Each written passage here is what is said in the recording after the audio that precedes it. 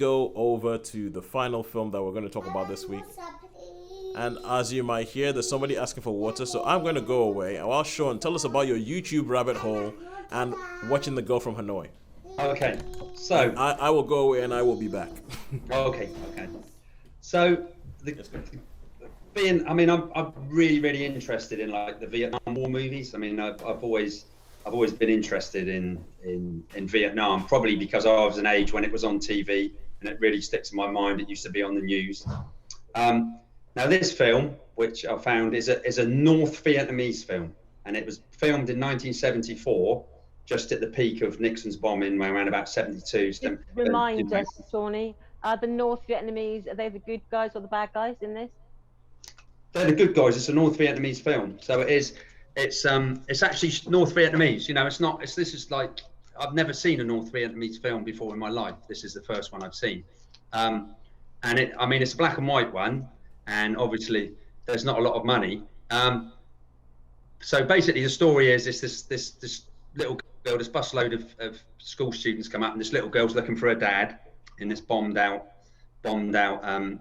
city of Hanoi, which was actually shot in the city that had just been bombed by the Americans. So you know, you've got all this rubble and you've got all this thing, and she meets this soldier who's part of the missile group, and basically that's how she tells her story. So she sat in this truck and they're trying to find her dad, and the sort of story, and it flashes back to like when they were just like at school. So there was at the school teachers, and they're learning, you know, and so you get all these little flashbacks as well where she's looking, and all the while all this you see all the it's a bit like the Blitz do you know what I mean? And so it was actually shot. That's what I find fascinating. It was actually shot while the peace talks were still in motion, sort of thing. And yeah, it's just so left field. It sort of come out of nowhere. It was you've even got some captured like American prisoners in it, because she actually goes to her home and the streets all bombed out and that, and she's walking around, and you get flashbacks of what life was like before the war, and they're just like normal people.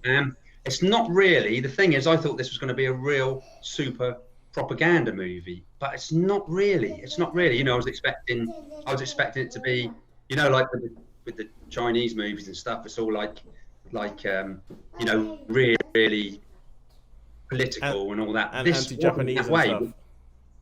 Yeah, this wasn't that way. I mean, there was a little bit of propaganda, maybe with like when the bombers were coming over, but it shows that we always think of the North Vietnamese as always from all the movies, you know, of like in the pith helmets and not having a life, if you know what I mean. It's almost like with a lot of conflicts, it's not, do you know what I mean? You never think that there's other people, they have a life, they're children, they go to school, they've got families, and as I say, it was terrifically well done. So,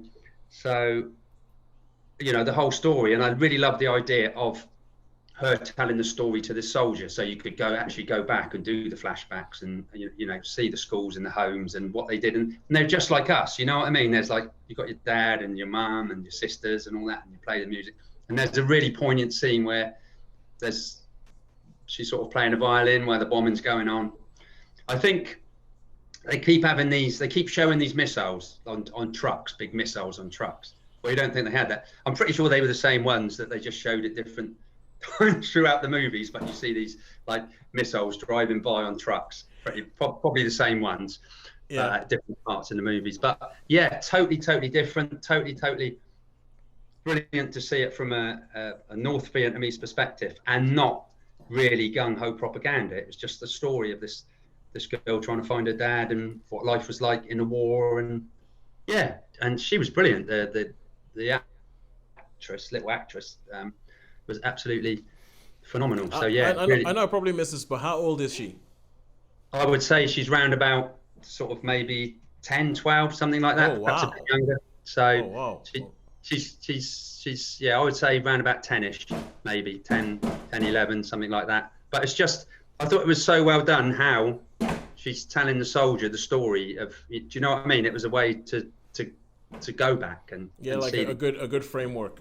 Yeah, really good framework. Yeah, so I mean, probably not everybody's cup of tea. So being black and white, and I mean, and I guess it's subtitled.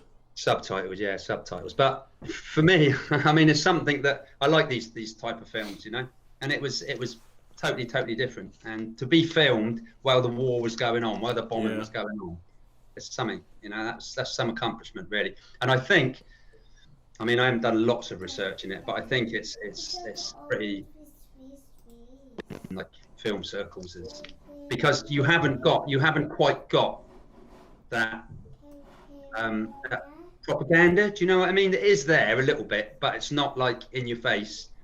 And I thought that was really well done, because normally when you see films like this, I was expecting to be totally anti-American, and I guess there was one bit where they've got some American prisoners and she stares at them a bit angrily, but it wasn't really much different from that. And it just makes you realise that how futile wars are, and how doesn't matter what country you're on, how you know, how people were vilified, you know, like, oh, they're North Vietnamese and all that, and yet they were just people like us. People like us with families and kids and friends, and loved this one. Yeah, it reminds me of when you're talking about that as if it being made during the war, as things were like falling down. There's a film called Rome Open City, which you probably know, Sean. I know, yeah, I know. Yeah, it sounds like that whole thing of like essentially being filmed amongst the rubble of what war had just done. Yeah, so that's it, really. Yeah, like. And no, that's right. Yeah, and you think just how futile and how absolutely stupid, you know. Yeah, it sounds like this is going to be the kind of film that's going to send us into, like, you know, a philosophical thing about the power of cinema, or what can be done and how it can, like, transport you and all that. So yeah, but really, just imagine guys, if the whole world could just work together instead of being this way, you know, which has been going for centuries, isn't it? Anyway, enough. Yeah, so this is 5-star. This is 5-star total 5-star. Oh, 5-star. For me, yeah, 5-star. 5-star for Girl from Hanoi.